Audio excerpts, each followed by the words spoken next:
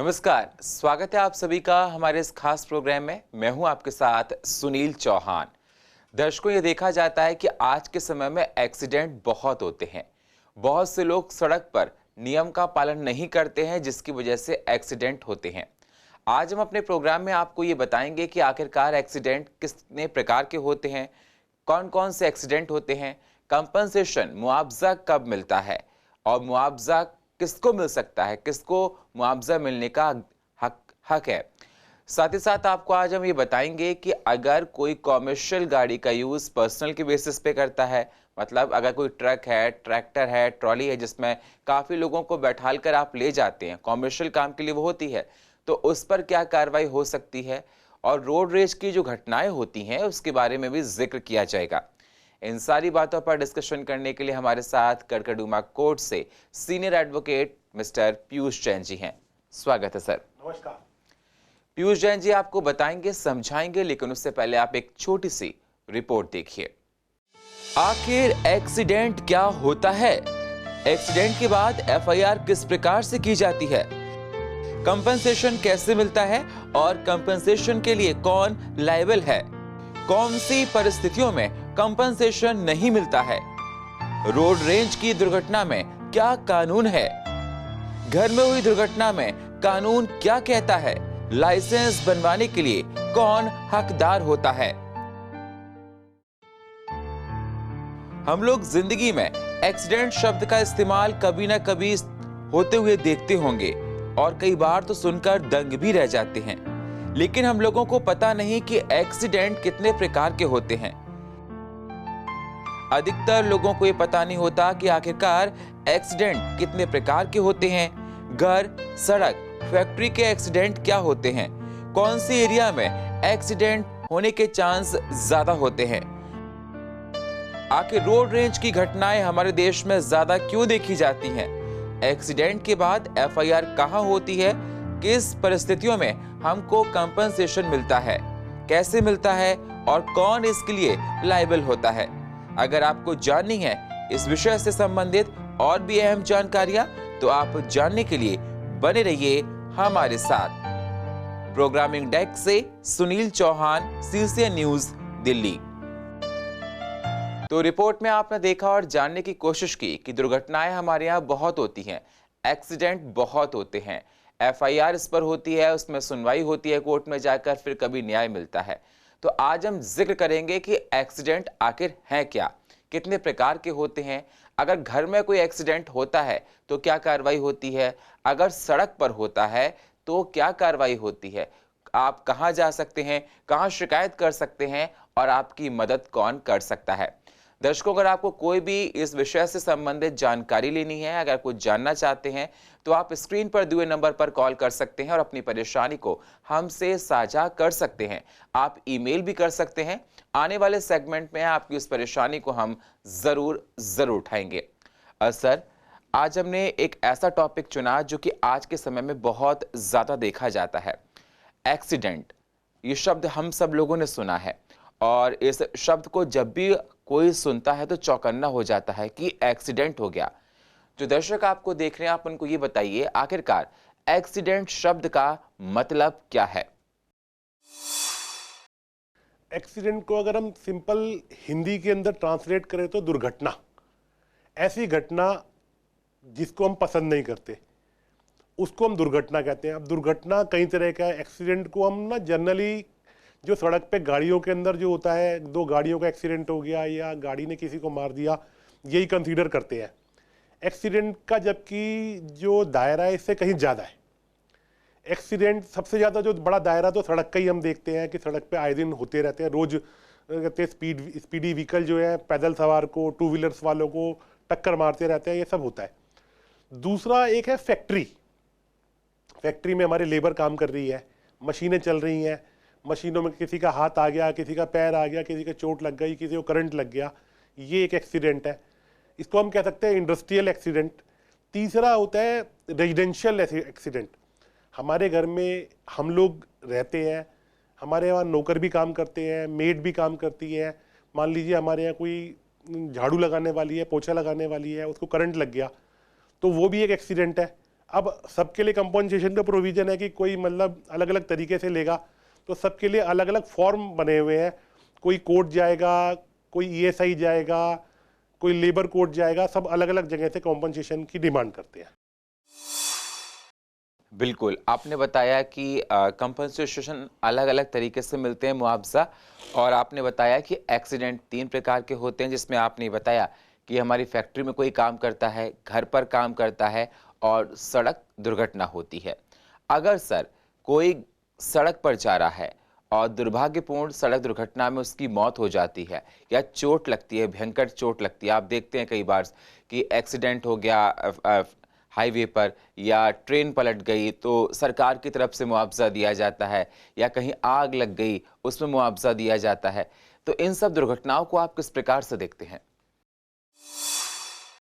ये ना क्वेश्चन बड़ा वास्ट है। अब एक्सीडेंट कई तरह से है, मान लीजिए रेल में एक्सीडेंट है तो उसके लिए रेलवे एक्सीडेंटल जो ट्राइब्यूनल्स है वो बना रखे हैं सरकार ने। ऐसे ही एयरपोर्ट का प्रोविजन है, सड़क पे गाड़ी टकराती है तो अलग प्रोविजन है। तो अगर सड़क पे जो गाड़ी टकराती है तो जो भी वहाँ की डिस्ट्रिक्ट कोर्ट है, आप उसके अंदर केस दायर कर सकते हैं। अब मैं थोड़ा सा सबसे छोटा जो है मैं घर से शुरू करता हूँ, क्योंकि जो इसका मामला है अपना सड़क वाला, रोड पे एक्सीडेंट, रोड रेज, ये एक बहुत बड़ा इशू है। तो मैं छोटा छोटा जो इशू है मैं सबसे पहले वो शुरू करता हूँ कि हमारे यहाँ काम वाली जॉब करती है, वो आती है, सफाई कर रही है, करंट लग गया, उसकी डेथ हो गई। या कोई हमारे यहाँ कंस्ट्रक्शन का काम चल रहा है, हमारे घर में कोई लेबर है, गिर गया, उसकी चोट लग गई या उसकी डेथ हो गई। तो इसके लिए वो कहाँ जाए? सबसे पहले तो सबसे पहला काम तो वो एफआईआर दर्ज कराएंगे। एफआईआर दर्ज होगी तो क्या कहते हैं अपना कोर्ट अपना थाने में होगी। थाने में अब ये इन्वेस्टिगेशन होगी कि भाई गलती किसकी थी। मान लो हो सकता है कि वो जो है रोड काम करने वाली आई हो, वो तो ज़बरदस्ती जाके उसने किसी प्लग में हाथ डाल दिया हो, तो ये उसकी गलती है। तो एक्सीडेंट में मालिक की कोई गलती नहीं है उसके अंदर।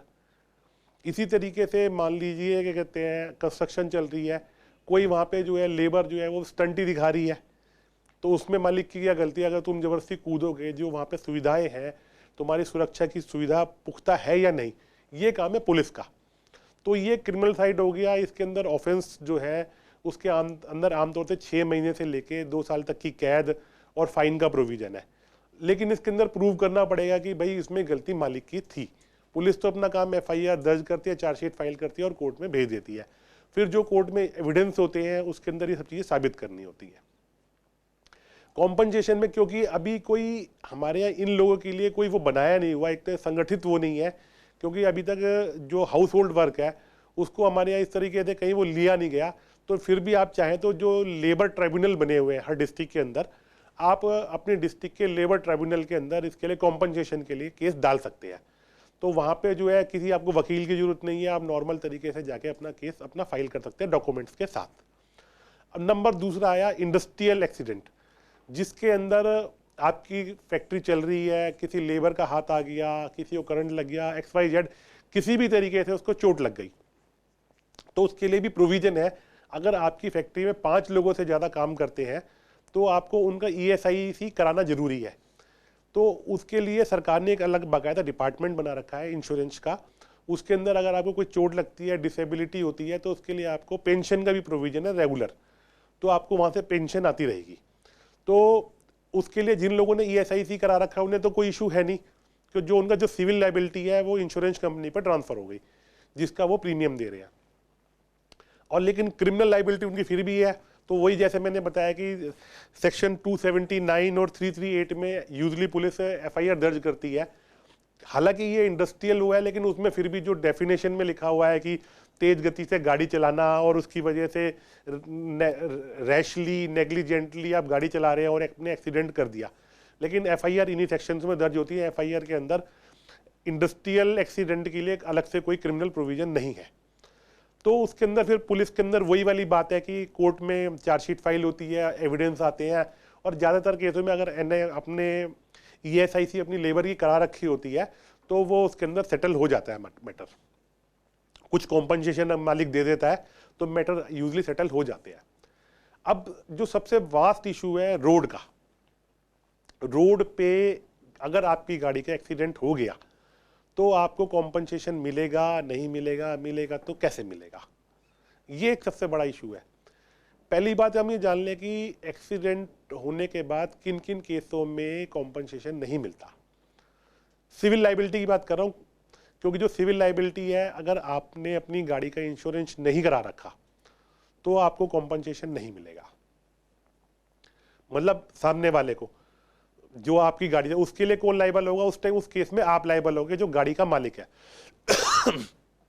यहाँ पे एक बड़ा इशू आता है, मैं जा रहा हूँ गाड़ी लेके, मेरी गाड़ी से किसी को चोट लग जाती है या उसकी डेथ हो जाती है। अब क्योंकि मेरी गाड़ी है, मेरे नाम है, मेरे नाम इंश्योरेंस है, कहीं कोई दिक्कत नहीं है, सामने वाली पार्टी को आसानी से इंश्योरेंस क्लेम मिल जाएगा। अगर इन केस मेरा ड्राइविंग लाइसेंस एक्सपायर हो गया तो इंश्योरेंस कंपनी जो है क्लेम देने से इनकार कर सकती है। ऐसे केस में जो भी क्लेम सेटल होगा, जो सिविल लाइबिलिटी बनेगी, उसके लिए रिस्पॉन्सिबल मैं होगा। अब दूसरा एग्जांपल लीजिए, मेरी गाड़ी है, मेरे से मेरा भाई मांग के ले गया, मेरा दोस्त मांग के ले गया, उसमें गाड़ी से किसी की डेथ हो जाती है। ये सेम प्रोसीजर रहेगा उसके अंदर, लेकिन ये देखा जाएगा कि जो ड्राइवर है, ड्राइवर के पास लाइसेंस है तो ठीक है, उसको क्लेम मिल जाएगा। इसके अंदर ये है कि जो लाइसेंस है उसके, लेकिन क्रिमिनल लाइबिलिटी ड्राइवर की होगी। मैं गाड़ी का मालिक हूँ, चला एक्स या वाई रहा है, तो जो क्रिमिनल लाइबिलिटी है एक्स या वाई की है, लेकिन उसकी जो कॉम्पनसेशन की सिविल लाइबिलिटी है वो मेरी है। I am the owner. मैंने अपनी लाइबिलिटी जो ट्रांसफर कर रखी है वो इंश्योरेंस कंपनी के ऊपर कर रखी है। अगर इस चेन में कहीं भी गड़बड़ होती है, मान लीजिए चलाने वाले का लाइसेंस नहीं है, वो माइनर है, मेरा लाइसेंस एक्सपायर हो रहा है, या मैंने प्रीमियम टाइम से नहीं दिया, तो वो सारी की सारी जो लाइबिलिटी है मेरे ऊपर आ जाती है। मैं आपको एक छोटा सा एग्जांपल देता हूँ। यूजली हम लोग अपनी गाड़ियाँ बेचते हैं, हमने गाड़ी बेच दी, आजकल बहुत बड़ी कई सारी कंपनियां हैं, हमने उन कंपनियों को गए, अपनी गाड़ी बेच दी, वो गाड़ी ट्रांसफ़र नहीं कराते जब तक वो गाड़ी आगे सेल नहीं हो जाती। अब वो गाड़ी सेल हो गई, उसके बावजूद भी वो उसको फॉलो करके ट्रांसफ़र करवा रहे हैं या नहीं करवा रहे, ये भी बड़ी इंपॉर्टेंट बात है। मेरे पास अभी कल की बात है, केस आया, एक आदमी ने अपनी गाड़ी एक कंपनी को बेच दी, उस कंपनी ने वो गाड़ी फर्दर एक आगे आदमी को बेच दी, उस आदमी ने किसी एक्सीडेंट कर दिया और उसकी डेथ हो गई, और उस गाड़ी का इंश्योरेंस नहीं था, गाड़ी का मतलब जो है ओनरशिप भी ट्रांसफ़र नहीं हुई। ऐसे केस में जिसके नाम पे ओरिजिनल आरसी है, उसके पास जो है कोर्ट का नोटिस आ जाता है सिविल कॉम्पनसेशन का। उसके अंदर कौन कौन पार्टी है? वो कंपनी पार्टी है, वो ऑनर पार्टी है, और जिसने डेथ करी है, जिसने एक्सीडेंट करा है, वो ड्राइवर पार्टी है। लेकिन अल्टीमेटली रिस्पॉन्सिबल कौन है? थोड़े टाइम पहले लास्ट ईयर ही सुप्रीम कोर्ट का इसमें एक वर्डिक्ट आया था, उसने बड़ा क्लियर कर दिया, जिसके नाम पे गाड़ी की आरसी एंडोर्स है वो उसके लिए लायबल है सिविल कॉम्पनसेशन के लिए। अगर वो है तो ठीक है, नहीं तो अगर इंश्योरेंस उसके अंदर है तो ठीक है, नहीं तो जो गाड़ी का ओनर है वो लायबल है। मतलब आपने सब कुछ बताया कि अगर गाड़ी का जो ऑनर है वो लायबल है, उसमें कंडीशंस देखी जाती हैं कि अगर आपका डीएल कहीं एक्सपायर ना हुआ हो, आपने ये बताया। साथ ही साथ ये देखा जाएगा कि जो रोड रेज की सर गाइडलाइन, रोड रेज तो इसमें से अलग है, इसके अंदर थोड़ा सा मैं और ऐड कर दूं, ये मैंने बात करी डोमेस्टिक व्हीकल्स के लिए, जैसे हमारी पर्सनल कार है। इसके बाद कॉमर्शियल व्हीकल में और भी कई सारी चीज़ें आ जाती हैं। कमर्शियल व्हीकल के अंदर आ जाता है कि आपका जो परमिट है वो एक्सपायर तो नहीं हुआ, ये सब चीज़ें। अच्छा, कई लोग क्या करते हैं, कमर्शियल गाड़ियों को रेजिडेंशियल यूज़ करते हैं, रेजिडेंशियल गाड़ियों को कमर्शियल यूज़ करते हैं। मसलन गाड़ी में तो सामान ढो रहे हैं अपनी फैक्ट्री का, अपनी दुकान का, और कमर्शियल व्हीकल में पब्लिक को ढो रहे हैं। अक्सर आपने देखा होगा जो गांव में बॉर्डरिंग एरियाज के अंदर ट्रक्स के अंदर, ट्रॉली के अंदर बैठकर लोग, बहुत सारे लोग जा रहे होते हैं, ऐसे में एक्सीडेंट हो जाए तो इंश्योरेंस कंपनी या जो भी मालिक है, जो भी अपोजिट जो गाड़ी है, तो उसका मालिक उसके लिए लायबल नहीं है, क्योंकि ये गाड़ी तो कमर्शियल, उसके लिए गाड़ी लोगों को ढोने के लिए नहीं बनी है, बस नहीं है, ये गाड़ी तो सामान ढोने के लिए बनी है। तो आपने जो उसकी टर्म्स है उसके लिए उसका वायलेशन करा है, तो उसमें आप इंश्योरेंस के लिए वो नहीं है, आपको नहीं मिलेगा। इसी तरह गाड़ी के अंदर आप बहुत सारी सामान भर के लेके जा रहे हैं, गाड़ी का इंश्योरेंस आपने डोमेस्टिक का है और आप उसके साथ डेथ हो जाती है या कुछ हो जाती है, तो भी इंश्योरेंस कंपनी आपको उसका क्लेम देने से इनकार कर सकती है, क्योंकि आप उसमें खुद रूल्स को वायलेट करते हैं, इसलिए वायलेशन ऑफ रूल्स में अगर देखा जाता है कि क्लेम आपको नहीं मिलता है, क्योंकि ये बात बहुत बड़ी है और इस बात को लोग अंडरलाइन कर लीजिए। इसलिए जब भी कोई काम ऐसा करें तो ये देख लें कि वो टर्म्स एंड कंडीशन में आता है कि सर नहीं आता है, और अगर नहीं आता है तो आगे चलकर आपके लिए वो परेशानी बन सकती है। टू व्हीलर पे लोग 3 लोग बैठ के जाते हैं, 4 लोग बैठ के जाते हैं, अगर वो एक्सीडेंट हो जाए तो कौन जिम्मेवार होगा? विदाउट हेलमेट होते हैं, विदाउट हेलमेट होते हैं, तो इंश्योरेंस कंपनी बिल्कुल भी उसके लिए लायबल नहीं है कि भाई टू व्हीलर के ऊपर 2 ही लोगों को बैठने की परमिशन, 3 लोग बैठे तो वो एकदम मना कर देंगे कि हम इंश्योरेंस मतलब ट्रिपल राइटिंग में, ट्रिपलिंग के अंदर हम जो है कोई क्लेम नहीं देंगे। बिल्कुल। तो दर्शकों, ये बहुत विषय संजीदा है और ये देखा जाता है। हम लोग आमतौर पर सड़क पर देखते हैं कि ट्रिपलिंग सर खूब हो रही है, विदाउट हेलमेट लोग हैं। कई बार तो ये भी देखा जाता है कि स्पीड बहुत फास्ट होती है, रेड लाइन क्रॉस कर जाते हैं, और बहुत सारी चीज़ें ऐसी होती हैं जो कि रूल्स को फॉलो नहीं करते, ओबे नहीं करते हैं और रूल्स को ब्रेक करते हैं। एक्चुअली में समस्या इसके अंदर सबसे बड़ी हमारी सोशल प्रॉब्लम है। हम लोग सब जो है आरटीओ में जाके सेटिंग करके अपना लाइसेंस बनवाते हैं। अब बहुत सारे लोगों को यही नहीं पता होता कानून क्या है। अभी मैं अपना ही एग्जांपल देता हूँ। मैं कल जा रहा था, मैं एक रिक्शा मेरे आगे जा रही थी, मैं उसको ओवरटेक करके आगे से उसके लेफ्ट से निकल रहा था, राइट से निकल रहा था। पीछे से जबरदस्ती एक गाड़ी वाला आया, मेरी गाड़ी को टच कर दिया, फिर कह रहा है ये आपने, कहते हैं आपने रोकी क्यों नहीं, मेरे को निकालने देते। अरे भाई तुमको जो है डिस्टेंस रखना है 2 मीटर का, मेरी गाड़ी से नहीं रखोगे, चलो मान लिया, लेकिन अपनी ब्रेक का तो ध्यान रखोगे। जब मेरे को निकल रहा हूँ, जब मैं ओवरटेक कर रहा हूँ, तो आप ओवरटेक करती हुई गाड़ी को ओवरटेक थोड़ी करोगे। तो लोगों को यही नहीं पता। आप किसी से पूछो कि चौराहे से कहाँ ओवरटेक करना है, लेफ्ट साइड से या राइट साइड से, कोई आपको लेफ्ट बताएगा, कोई राइट बताएगा। चौराहे पे किसी को ओवरटेक करने की परमिशन ही नहीं है। तो लोगों को ट्रैफिक सेंस नहीं है, गोल चक्कर के ऊपर चक्कर काट कर आना होता है लेफ्ट साइड से, यही नहीं पता, लोग ले जा रहे हैं राइट साइड से, तो एक्सीडेंट होते हैं। रॉन्ग साइड खूब चलते हैं हमारे यहाँ, ये बड़ा वो है। मेरा तो ये मानना है कि जो सरकार ने लॉ सख्त करे हैं, मतलब कहते हैं रॉन्ग साइड के, इनको और सख्त करना जरूरी है। जैसे फॉरेन में है कि आपको गाड़ी तभी इशू होगी आपके बैंक अकाउंट से, उसका कहते हैं सिस्टम ये है, आपके बैंक अकाउंट से आपकी जो गाड़ी का आरसी है वो जुड़ी हुई है। आपने ट्रैफिक वायलेशन करा और आपकी गाड़ी से, आपके बैंक अकाउंट से आपके पैसे कट गए, तो इसलिए लोग बड़े ध्यान से चलाते हैं। तो और हालांकि सरकार ने काफ़ी सख्ती करी है, अब लाइसेंस बड़ी आसानी से नहीं बन रहे हैं। बहुत सारे लोग लगे रहते हैं, मैं देखता हूँ कोर्ट के पास हमारे यहाँ उसके टेस्ट लेने का सेंटर बना हुआ है, लंबी लंबी लाइनें लगी रहती हैं टेस्ट के लिए, और बहुत सारे लोग जो है उसको फेल हो रहे हैं, मैक्सिमम लोग फेल हो रहे हैं। तो थोड़ी सख्ती सरकार ने करी है और मुझे लगता है कि अच्छा है। और गवर्नमेंट का प्लान है कि सिमुलेटर पे हम लोग जो है टेस्ट ड्राइव ले, क्योंकि उसकी रिकॉर्डिंग भी हो जाएगी, कैसे चला रहा था कैसे नहीं चला रहा था, तो उसको उसके हिसाब से लाइसेंस जो है मिलना चाहिए। और मुझे लगता है वर्ल्ड क्लास लाइसेंस हमारा इस तरीके से बन पाएगा। लेकिन दिल्ली में ये सख्ती है, दिल्ली के बाहर अभी भी सख्ती नहीं है। बाहर तो अभी भी ऐसी मतलब लाइसेंस बन जाते हैं। तो लाइसेंस के लिए प्रॉपर क्लास लगनी चाहिए, लोगों को पढ़ाया जाना चाहिए और ट्रेनिंग होनी चाहिए, तो उसमें सही रहेगा। अब आपने एक बात करी उसमें रोड रेज की। रोड रेज क्या है कि लोगों को अपनी गलती बर्दाश्त नहीं है और गुस्सा एकदम ऐसा नाक पे है कि जी मेरी गाड़ी छू गई। अरे भैया लाइसेंस तुमने इंश्योरेंस कराना, कल लग गई, चोट लग गई, कोई बात नहीं, टकरा गई तो ठीक करा लेना, बाजार में 100-500 रुपए। बहुत बार ये होता है रोड रेज में लोग गोली मार देते हैं, फिर सारी जिंदगी जेल में रहते हैं। भाई तुमने 2 मिनट के गुस्से के लिए किसी को गोली मार दी, किसी का सर फाड़ दिया, अब जेल में है, तेरी फैमिली भी सफ़र कर रही है, जो सामने वाला मर गया उसकी फैमिली भी सफ़र कर रही है। तो अपने सड़क पे उतरो तो गुस्से को जो है घर पे छोड़कर जाओ। पहली बात तो गुस्सा होना ही नहीं चाहिए, एक खूंटी में टांग दो गुस्से को। और अपने बच्चों को शुरू से ट्रेनिंग दो कि हमें गुस्सा नहीं करना, गाड़ी में लगेगी, नुकसान होगा, थोड़े से पैसे खर्च होंगे, ठीक हो जाएगा, लेकिन एक बार जिंदगी चली गई, चाहे तुम्हारी चली जाए चाहे सामने वाले की चली जाए, दोबारा नहीं आएगी। तुमने किसी को मारा, वो मर गया तो तुम्हारी जिंदगी खराब, किसी ने तुम्हें मार दिया, तुम मर गए तो तुम्हारी जिंदगी खराब। तो रोड रेज से बचना सबसे ज़्यादा जरूरी है। तो जो रोड रेज आजकल जो आ रहा है, कई लोगों पे ज़्यादा पैसा आ रहा है तो वो उनका दिमाग ज़्यादा खराब हो रहा है, कई बार दारू पी के लड़ रहे हैं, दारू पी के झगड़े कर रहे हैं।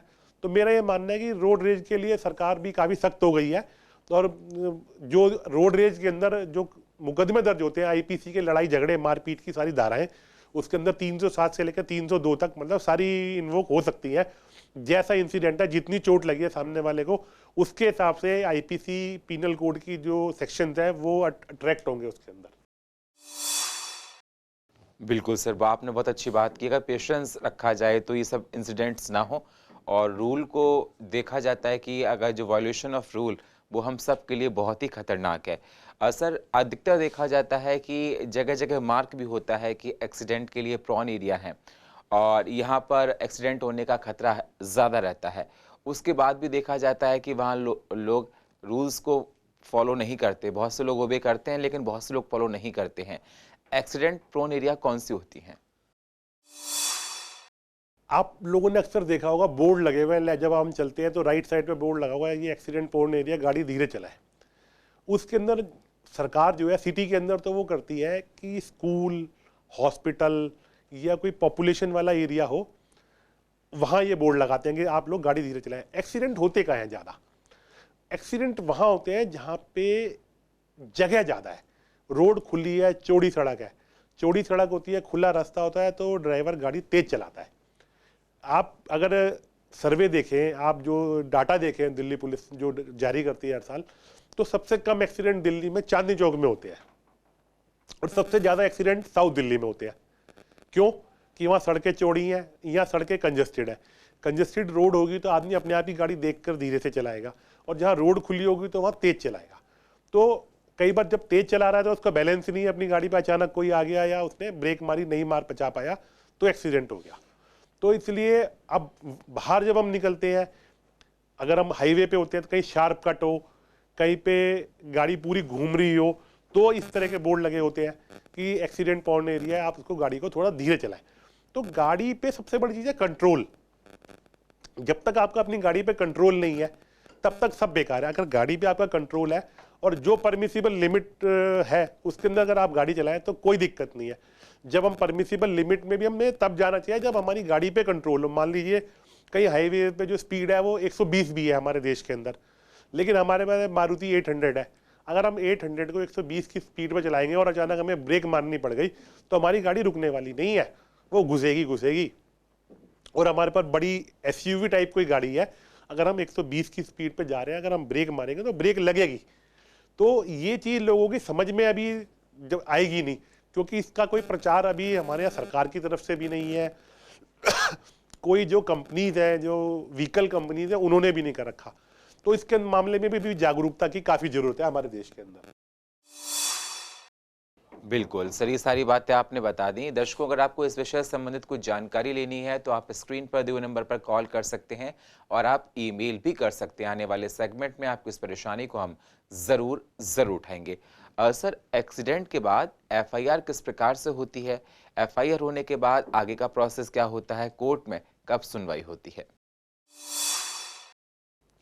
इसके अंदर काफ़ी जो दिल्ली हाई कोर्ट ने तो काफ़ी मतलब एडवांस तरीके से वो करा है।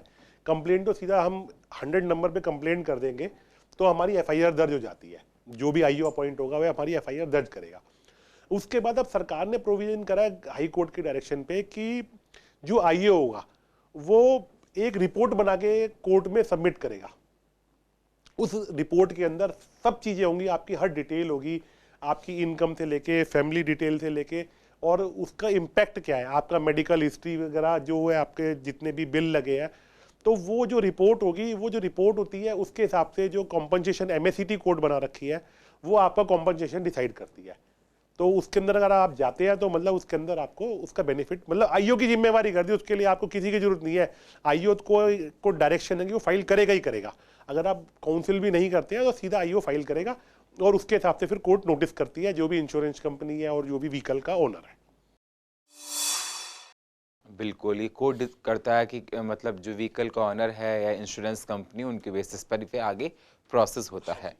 बहुत बहुत शुक्रिया सर, आप हमारे इस मंच पर आए और आपने इस महत्वपूर्ण विषय पर चर्चा की, बताया लोगों को कि एक्सीडेंट कितने प्रकार के होते हैं, कब कंप्लेंट करनी चाहिए, हम लोगों की नैतिक जिम्मेदारियां क्या हैं, जिससे सड़क पर हो रही दुर्घटनाओं से बचा जा सके। साथ ही साथ आपने बताया कि अगर घर में मेड काम कर रही है तो अगर उसे करंट लग जाता है तो इस प्रकार की दुर्घटना को किस प्रकार से देखा जाता है, और जो लोग गलत इस्तेमाल करते हैं ऐसा कॉमर्शियल वाहन का, उसे अगर अपने पर्सनल काम यूज़ करते हैं तो कंडीशन में क्या कुछ देखा जाता है। चलते चलते सर, अगर आप दर्शकों से कुछ कहना चाहते हैं तो आप कह सकते हैं। मैं तो सिर्फ इतना कहूँगा कि कानून का पालन करो और अपने गुस्से पे कंट्रोल रखो, बस। जागरूक रहो, कानून का पालन करो। ये दो चीज़ें आप जीवन में अगर आप अपना उद्देश्य बना लें और इन सब चीज़ों को वो देखें, दोनों चीज़ों को, तो जीवन में आप कभी भी किसी भी तरह की मुसीबत में नहीं फंसेंगे। और कोई दुर्घटना जब आपके भाग्य में लिखी है हो ही जाए, मान लो आप सही जा रहे हैं, सामने वाला आके आपकी गाड़ी में ठोक दे, तो ठीक है, जो जैसा समय होगा उसको उसके हिसाब से भुगता जाएगा।